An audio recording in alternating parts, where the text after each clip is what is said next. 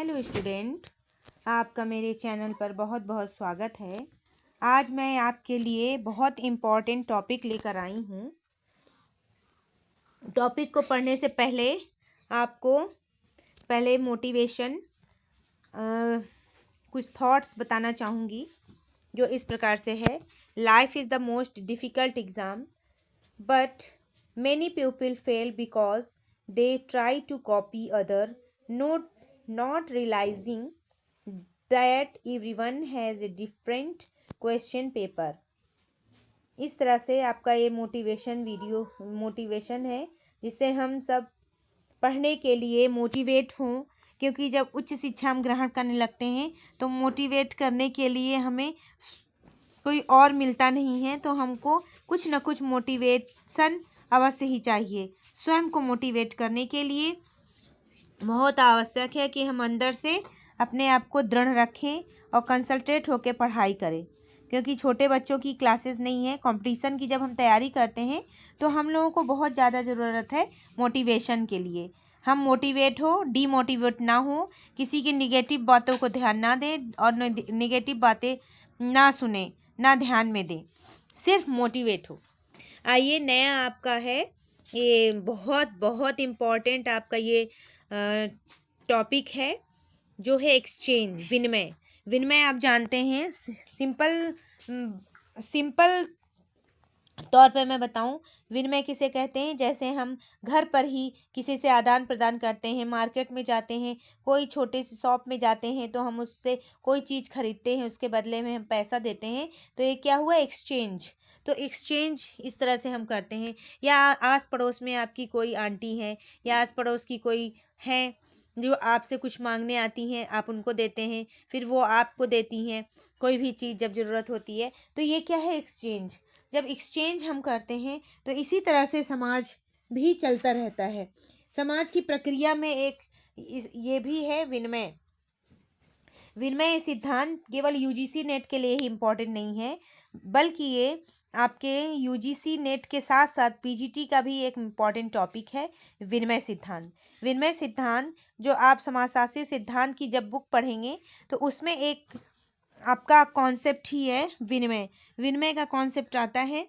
इसमें कई थिंकर हैं, जैसे जेम्स फ्रेजर हैं, आप जेम्स फ्रेजर, मेलानोव्स्की हैं, मार्शल मॉस हैं और लेवी स्ट्रॉस हैं। आप देखें जो प्राचीन हैं उनके बारे में, जो प्राचीन थिंकर हैं उनके ग्रुप में जेम्स फ्रेजर है, मेलानोव्स्की है, मार्शल मॉस है, लेवी स्ट्रॉस है। और आधुनिक थिंकर में जॉर्ज होमान्स हैं, पीटर ब्ला है एंड हेचर हैं, विवेकी सिद्धांत में हेचर है। तो इसी तरह से विनिमय सिद्धांत दो पार्टों में डिवाइड हो गया है, एक आधुनिक थिंकर है और एक जो क्लासिकल थिंकर है। तो अब आप देखें कि विनिमय किसे कहते हैं। विनिमय का अर्थ किसी वस्तु के बदले किसी वस्तु का आदान प्रदान करना। जब हम किसी वस्तु के बदले दूसरी वस्तु को देते हैं या प्राप्त करते हैं तो वह विनिमय कार्य कहलाता है। अर्थशास्त्र में धन, वस्तु और सेवाओं के पारस्परिक आदान प्रदान को हम विनिमय की संज्ञा देते हैं। अब देखें विनिमय किसे कहते हैं, विनिमय की परिभाषा क्या है। अब आप समझ गए होंगे व्हाट इज़ द एक्सचेंज क्या है या विनिमय क्या है। जैसे हम मार्केट में जाते हैं, जब हम मार्केट में जाते हैं तो कुछ खरीदते हैं, कुछ खरीदने के बदले हम उसे पैसा देते हैं। और इससे पहले भी परंपरागत तरीके पे, जो बहुत प्राचीन काल में जब हम लोग का आदान प्रदान होता था तो उस समय क्या होता था कि हम वस्तु विनिमय उस समय था। जैसे जजमानी प्रथा आप सुने होंगे या पढ़े होंगे, जजमानी प्रथा में उसमें भी बताता है वस्तु विनिमय के अंतर्गत हम वस्तुओं का एक दूसरे से आदान प्रदान करते हैं। जैसे आपके घर में बहुत सारा गेहूं पैदा हुआ तो अगले के घर में बहुत सा धान या चावल हुआ, तो वो बदले में जिसको गेहूं की ज़रूरत होगी गेहूं लेगा, जिसको धान की ज़रूरत होगी या चावल की ज़रूरत होगी चावल लेता है। इस तरह सब्जियों का आदान प्रदान भी होता था। लेकिन वस्तु विनिमय में बहुत कठिनाइयाँ ये होती थी कि मान लीजिए हमको किसी निर्जीव वस्तु की ज़रूरत है और किसी के पास सजीव वस्तु है, जैसे कि जानवरों का एक्सचेंज कैसे होगा, अगले के पास तो जानवर नहीं है तो फिर हम कैसे एक्सचेंज करेंगे। तो कुछ समस्याएं भी वस्तु विनिमय के समय आई थी। तो इस तरह के विनिमय बहुत होते हैं। जैसे बाजार में अब तो जब से मुद्रा आ गई है जब से मुद्रा या पैसा रुपया आ गया है तब से हम रुपया पैसे के द्वारा एक्सचेंज करते हैं। लेकिन बट प्राचीन काल में जब एक्सचेंज होता था वस्तु विनिमय के माध्यम से, तो वस्तु विनिमय के माध्यम में बहुत कठिनाइयाँ होती थीं। जैसे कि आप पढ़े होंगे मेलिनोव्स्की के एक सिद्धांत, मेलिनोव्स्की ने 7 प्रकार के विनिमय का कारण बताया है। तो उसमें उन्होंने बताया है 7 प्रकार का विनिमय बताया है उन्होंने। और एक बताया कि एक आदिवासी होते हैं जो एक दूसरे से बिल्कुल बोलते नहीं हैं, शत्रु की तरह व्यवहार करते हैं, परंतु उनको एक दूसरे की चीज़ की आवश्यकता होती है। तो वो लोग क्या करते हैं, दो तरह के आदिवासी एक दूसरे पहाड़ी के पास छिप जाते हैं और बीच में एक लाइन खींची होती है। वो लोग एक तरफ के लोग आते हैं, अपनी सारी वस्तुओं को एक लाइन से रख देते हैं। फिर अपोजिट साइड का जो जनजाति होती है, वो लोग आकर जिनको जो ज़रूरत होता है वो उस वस्तु को उठा लेते हैं और बदले में दूसरी वस्तु उसको रख देते हैं। तो इस तरह से एक्सचेंज थ्योरी उस समय होता था, क्योंकि उस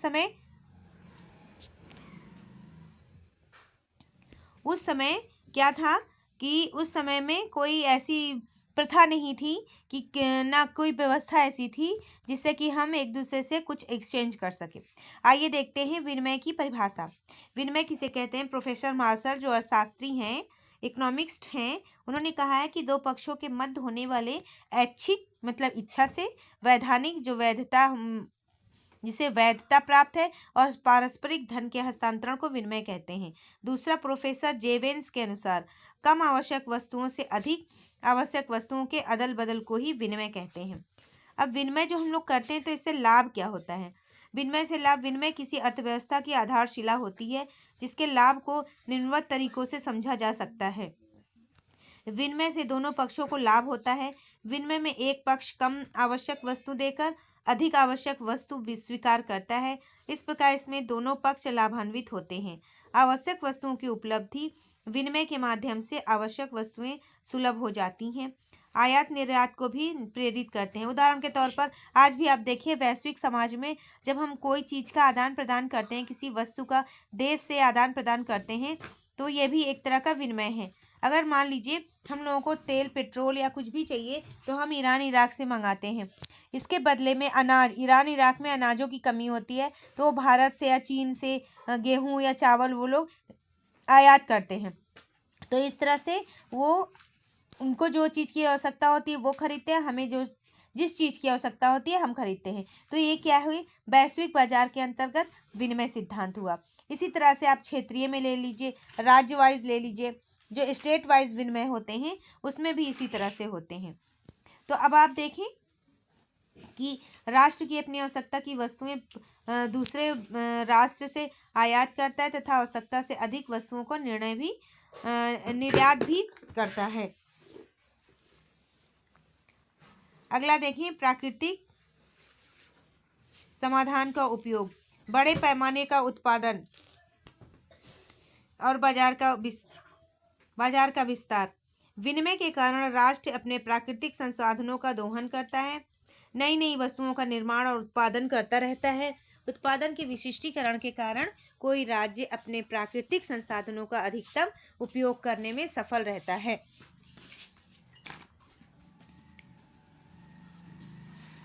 अगला है बड़े पैमाने का उत्पादन। विनिमय के माध्यम से सेवाएं, कच्चा माल तथा मशीनों की उपलब्धता हो जाती है जिससे उत्पादन बड़े स्तर पर किया जा सकता है। इस तरह से बृहद उत्पादन द्वारा देश और विदेश में मांग की पूर्ति करके देश का तेजी से विकास किया जा सकता है। बाजार का विस्तार, विनिमय के माध्यम से बड़े पैमाने पर उत्पादन संभव हो जाता है। विनिमय के माध्यम से क्या आता है? बड़े पैमाने पर विनिमय संभव हो जाता है जिसके कारण वस्तु के उत्पादन से लागत कम हो जाती है। वस्तुओं के कम मूल्य होने से उनका बाजार विस्तृत हो जाता है। जब वस्तुओं का मूल्य कम होगा तो उसका बाजार मूल्य विस्तृत हो जाता है। विनिमय से हानियां क्या क्या होती हैं? प्राकृतिक संसाधनों का अनुचित शोषण होने लगता है और राजनीतिक दास्तां हो जाती है, आर्थिक निर्भरता हो जाती है। विनिमय के माध्यम से एक राष्ट्र दूसरे राज्य पर आर्थिक रूप से निर्भर हो जाता है। वर्तमान विश्व में कोई ऐसा देश नहीं जिसके पास सभी वस्तुओं का उत्पादन होता है, इसलिए विनिमय के माध्यम से आदान प्रदान की प्रक्रियाएं संचालित होती रहती हैं। संकट काल की स्थितियों में विनिमय बंद होने से निर्भर देश पर विपरीत प्रभाव डालते हैं। अब आप देखें कि समाजशास्त्रीय दृष्टिकोण से विनिमय किसे कहते हैं। समाजशास्त्रीय दृष्टिकोण से विनिमय पद्धति क्या है? दो या दो से अधिक पक्षों के मध्य वस्तु, धन, स्वतंत्र, ऐच्छिक, पारस्परिक, वैधानिक आदान प्रदान को विनिमय कहते हैं। विनिमय पद्धतियों में वे नियम निहित होते हैं जो समाजों के बीच तथा उसके अंदर वस्तुओं सेवाओं के हस्तांतरण को नियंत्रित करते हैं। सामाजिक दृष्टिकोण से विनिमय के प्रकार। सामाजिक दृष्टिकोण से विनिमय के 4 प्रकार होते हैं। जिनको निम्नलिखित प्रकार से कहते हैं। पारस्परिक पद्धति, पुनः वितरणशील पद्धति। पुनः वितरणशील पद्धति, पारस्परिकता और पुनः वितरणशील पद्धति।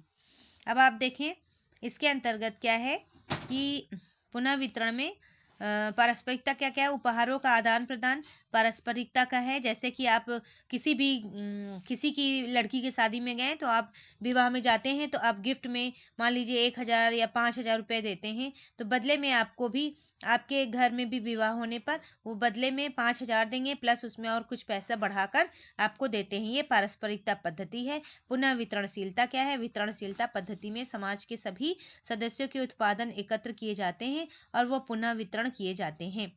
कुछ सीमा तक यह कराधान के माध्यम से होता था। समाज के सदस्यों के विभिन्न दरों से एकत्र किए जाते हैं। इस एकत्रित किए हुए कोष में से कुछ कल्याण गतिविधियों और लोक सेवाओं के लिए पुनः वितरित किए जाते हैं। अब अगली पद्धति है संगठन पद्धति। नंबर 1 आपने देखा है समाजशास्त्री दृष्टिकोण से विनिमय के प्रकार। नंबर 1 पारस्परिक पद्धति, दूसरा है पुनः वितरण पद्धति, संगठन पद्धति और बाजार तंत्र। समाजशास्त्रीय दृष्टि पद्धति के अनुसार यह मान्यता है कि अर्थव्यवस्था को सामूहिक प्रकार की कसौटी द्वारा नियंत्रित किया जा सकता है। वस्तुओं का अधिग्रहण पारस्परिकता, पुनः वितरण तथा बाजार का नहीं बल्कि इसके जब्ती, नियंत्रण और सुव्यवस्थित प्राथमिकताएं होती हैं। बाजार तंत्र विनिमय का सबसे अधिक प्रचलित रूप है। इसमें व्यक्तियों के बीच सौदेबाजी होती है जिसमें वस्तुओं का मूल्य निश्चित मौद्रिक का मानक में व्यक्त किया जाता है। मूल्यों के तंत्र के द्वारा विनिमय निर्धारित होता है। संभावित विक्रेताओं मूल्य के क्रेताओं की अपेक्षित मांग वस्तु की पूर्ति पर आधारित होती है। आगे देखें कि बाजार तंत्र विनिमय की एक जटिल परोक्ष पद्धति है। विनिमय सिद्धांत का निहितार्थ है कि वे लोग जो पुनः आदान प्रदान नहीं करते हैं वे आर्थिक सामाजिक दृष्टि से स्वयं को सहायक की स्थिति में ला सकते हैं। मालिक कर्मचारी श्रम के बदले में मजदूरी का विनिमय करते हैं। फिर भी इस प्रकार के विनिमय में मालिकों की स्थिति प्रायः वरिष्ठ की होती है। किए गए कार्य की सीमा और मजदूरी के निर्धारण का अधिकार मालिक का ही होता है। अब आप देखें gift. What is the gift? उपहार क्या है? उपहार के बारे में किसी को प्रसन्न करने के लिए धन, वस्त्र या किसी कार्य या पसंद की वस्तु जो बिना किसी अपेक्षा के प्रदान की जाती है उपहार कहते हैं। जैसे कि आप किसी का बर्थडे हुआ या किसी की एनिवर्सरी हुई, तब जब आप कोई गिफ्ट देते हैं तो क्या है? उपहार है। संपत्ति के अनुसार उपहार एक स्वैच्छिक स्थानांतरण होता है जो एक व्यक्ति से दूसरे व्यक्ति को दिया जाता है। उपहार आदान प्रदान की परंपरा से व्यक्तिगत संबंध, सामाजिक संबंध, परस्पर दायित्व, परस्पर स्वीकृति को बढ़ावा मिलता है, जिसको समाजशास्त्री दृष्टिकोण से देखा जाता है। समाजशास्त्री दृष्टिकोण से उपहार। समाजशास्त्री दृष्टिकोण से उपहार को नृजातीयता और जनजातियों के संदर्भ में देखा जाता है। मेलिनोवस्की नामक समाजशास्त्री ने टोबियाडा द्वीप समूह में विनिमय व्यवस्था और उपहार आदान प्रदान पद्धति को मेलिनोवस्की ने अपने अध्ययन में 6 प्रकार के विनिमय बताए हैं। ये याद रखिएगा, बहुत बहुत इम्पोर्टेंट है। ये बहुत इम्पोर्टेंट है। उपहार ये मेलिनोवस्की का जो दिया हुआ है,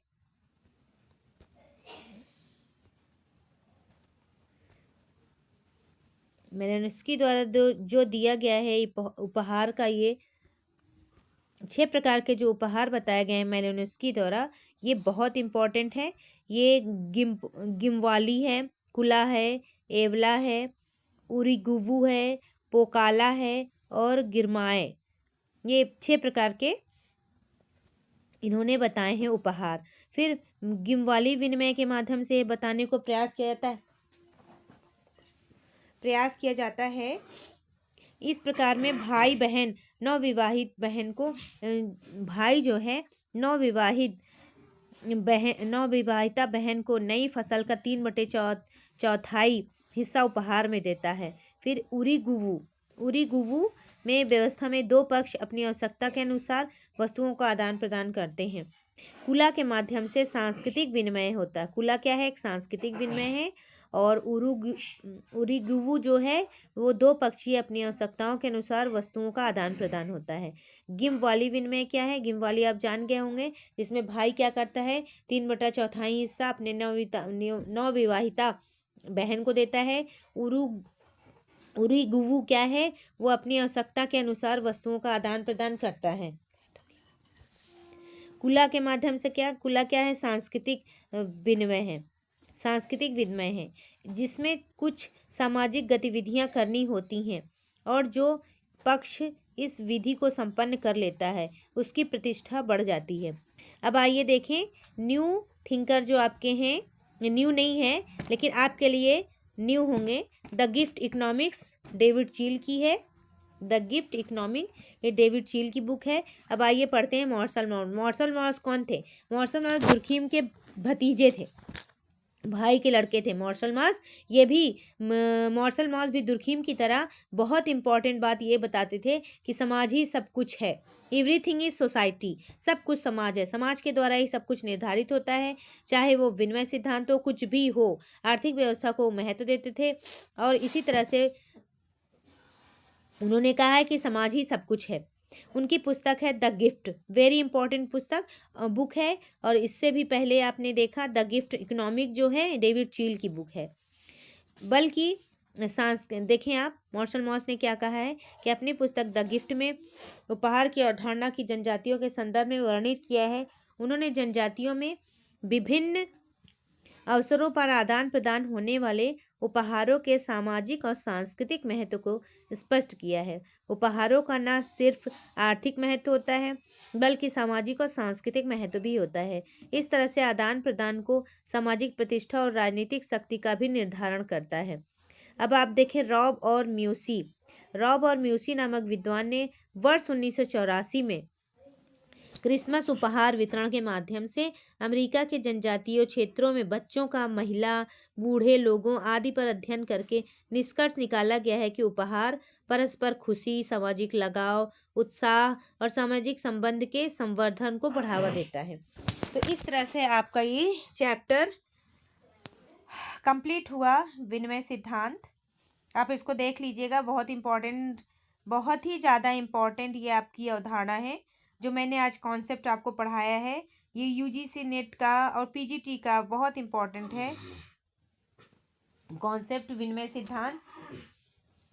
इसमें मार्शल मॉस, जेम्स फ्रेजर सभी इसमें शामिल हैं, मार्शल मॉस और जेम्स फ्रेजर भी।